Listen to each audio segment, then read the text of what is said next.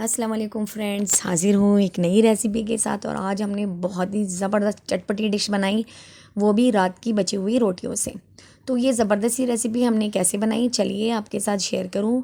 सबसे पहले हमने ली है रोटी, रात की बची हुई रोटियाँ थी हमारे पास, तो उन्हें हमने छोटे छोटे टुकड़ों में इस तरह से काट दिया है। वैसे नॉर्मली इसी तरह से ही बनता है। और जब बनाते हैं ना, तो जब रात की बचे हुए सालन होता है या दोपहर का बचा हुआ सालन होता है शोरबा वाला, तो उसी में बनता है। लेकिन मेरे पास इस टाइम पे शोरबा भी नहीं है, तो मैं आपको बताऊंगी कि आप बग़ैर शोरबे पे इसे कैसे बना सकते हैं। तो इसके लिए सबसे पहले हमने लिया आधा कप हमने घी लेना है, और उसमें हमने 2 अदद बारीक कटी हुई प्याज शामिल कर देनी है। प्याज का कलर सुनहरा होने तक हमने उसे पकाना है। और ये देखिए प्याज का कलर चेंज हो चुका है। अब इसमें हम 1 चम्मच लहसुन का पेस्ट और साथ में लाल मिर्च ऐड करेंगे है। और इसके साथ ही हम इसके लिए मसाला बनाएंगे।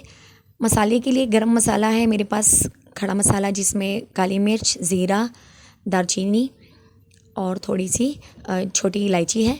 उसे हमने कूट लेना है। और साथ में हमने खुश्क धनिया डाल के उसका पेस्ट तैयार कर लिया है, पाउडर सा बना लिया है हमने। और 3 अदद टमाटर शामिल करके हमने इसे अच्छी तरह से पका लेना है। और ये टमाटर थोड़े से पक चुके हैं, तो इस टाइम पे हम वो मसाला ऐड करेंगे, गरम मसाला, ये देखिए, और खुश्क धनिया। ये 2 चीज़ें हमने इसमें ऐड कर देनी है, और इसे भी हमने अच्छी तरह से भून लेना है। और जब ये थोड़ा सा फ्राई होने लगे, तो इसमें हम सालन का मसाला ऐड करेंगे। आप इसमें हल्दी और लाल मिर्च का पाउडर मिक्स करके ऐड कर सकते हैं। और अब देखिए इसे थोड़ा सा पका लेते हैं ताकि मसाले की खुशबू आना शुरू हो जाए। और ये देखिए मसाला बिल्कुल तैयार हो चुका है। और जब मसाला तैयार हो जाए, तो 2 अदद रोटियां थी मेरे पास, तंदूर वाली बड़ी वाली रोटियां थी, तो उस हिसाब से मैं इसमें पानी शामिल करूँगी। लेकिन इससे पहले हमने इसमें 1 चिकन क्यूब डाल देना है, क्योंकि इसमें हमने यखनी या फिर गोश्त का सालन वगैरह कुछ शोरबा ऐड नहीं किया, तो इस वजह से हम इसमें चिकन क्यूब ऐड करेंगे। और इसे फ्राई कर लेना है ताकि इसका कच्चापन ख़त्म हो जाए।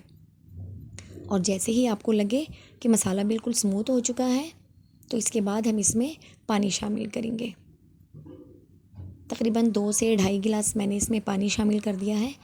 और अपने जायके के हिसाब से नमक शामिल करके हमने इसे उबाल लेना है। तो इसका वेट करेंगे ताकि इसमें उबाल आ जाए। और ये देखिए जनाब, इसे मिक्स करने के बाद इसमें उबाल आ चुका है। अब ये अच्छी तरह उबाल चुका है, तो इसमें हमने अपनी रोटियां शामिल कर देनी हैं, छोटी छोटी कटी हुई जो हमने काटी हैं। और इसे हम अच्छी तरह से मिक्स करेंगे। एक दफ़ा मिक्स करने के बाद हम इसे थोड़ी देर के लिए छोड़ देंगे ताकि ये पानी सोख ले।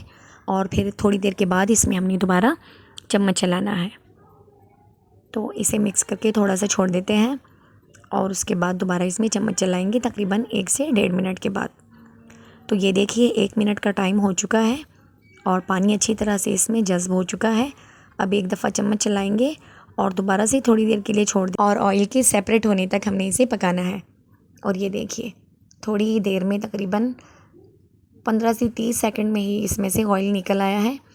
और जब ऑयल निकल आए तो समझ जाइए कि आपका खाना तैयार हो चुका है, यम्मी सा खाना तैयार हो चुका है आपका। तो फिर आप इसे चूल्हा ऑफ़ कर दें। तो अब हम इसे चूल्हे से उतार देते हैं और इसे डिश आउट करते हैं। तो बहुत ही सिंपल सी रेसिपी है और बहुत ही मज़े की है।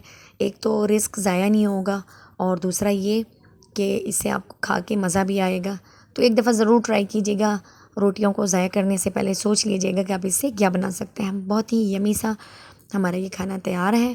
तो आप इसे लंच में भी इस्तेमाल कर सकते हैं, आप इसे डिनर में भी इस्तेमाल कर सकते हैं, और आप इसे अचार के साथ, चटनियों के साथ, आप किसी भी चीज़ के साथ सर्व करें, बहुत ही मज़ा देगा आपको।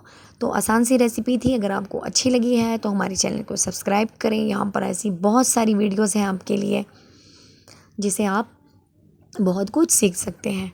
वीडियो देखने का बहुत शुक्रिया। अपना ढेर सारा ख्याल रखिए। अल्लाह हाफिज़।